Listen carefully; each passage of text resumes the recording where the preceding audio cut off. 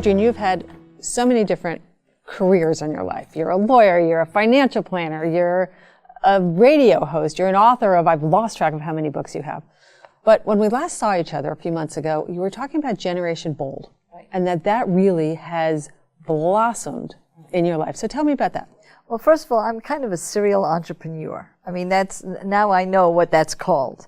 And I started to do that at a time that you really was supposed to be on a job for 40 years and get a gold watch, right?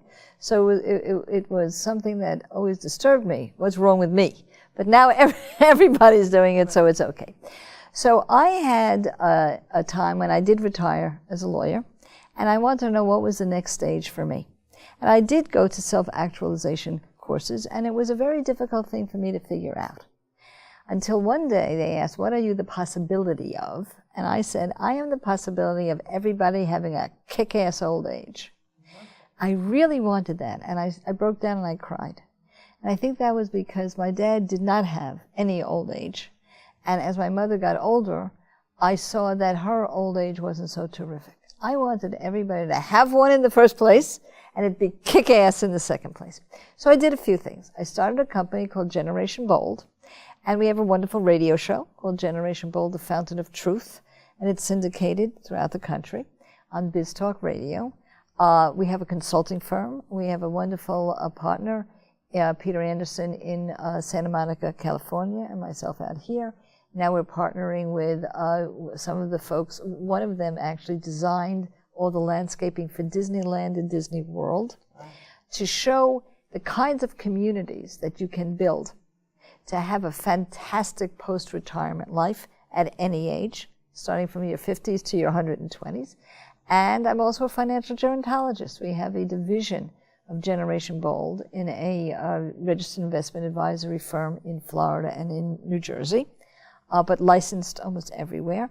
And very few firms allow you to look at your money through the lens of successful aging. So Generation Bold is really anyone of any generation that wants to live the best life they can. And they do, even at age 30, when we start to age, look at aging as something you can be successful at. Just like you can be successful at a sport, in your career, in your love life, in your financial life, you can also be a successful ager. And it takes a little bit of time, a little bit of focus, and a lot of enthusiasm. It's such a great experience and great perspective on what life is, because it used to be retirement was, I'll call it the end, right? And they were sliding down. And now we've got this great opportunity in this generation. What do you think retirement's going to be 20 years from now for the next generation? Yeah, well, for the next generation, we have to look at a couple of things. First of all, when the baby boomers are very strange because they're 18 years apart as a demographic. Anybody born in 1946 to 1964. That means you can actually be a mother and a daughter and be in the same generation. It's a very big generation. And when most of us got out of school, there were a lot of jobs. So when many of the folks in this younger generation got out of school, the economy wasn't so great. It is picking up now. So one of the things we have to ask ourselves is this. Are they saving enough? Have we given them enough financial education so that they can have the great retirement that we will have? Number two, for the retirement that's coming up, it's going to be longer and longer. One of the things that is clear to foresee is that the demographics are improving all the time when it comes to longevity. So we have to have a much different perspective in how long it will be.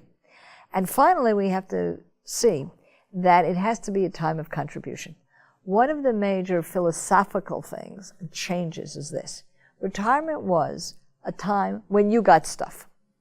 If you look at any program, it's what are we going to give to seniors? If they're worried about anything, is they don't have enough money to be an organization that gives and gives to seniors. The change is going to be, what are the seniors going to give to the world? We don't want to take anymore. We are ready to give. In giving, we keep our integrity. We keep our self-respect. The fact is that we don't want to be marginalized anymore. We don't want to become invisible. We don't want to be, just the object of charity. We don't want to be seen as irrelevant burdens. We still want to be the movers and shakers. We are the most educated demographic in history. So what can we contribute? What can we still control? What can we give to the world? That's going to be our strength. Yeah. Now that we have time to do that and to concentrate on that. So important. And to continue to be, it's not, again, you're not getting sent to the nursing home, but it's to continue to be active in society and to be, as you say, successful. And not only that, once we're in the nursing home, what can we contribute when we get there? That's what we're looking at. I'm doing an ebook right now with the group that I mentioned. It's called Breaking the Mold. And this is for congregate care facilities, this ebook.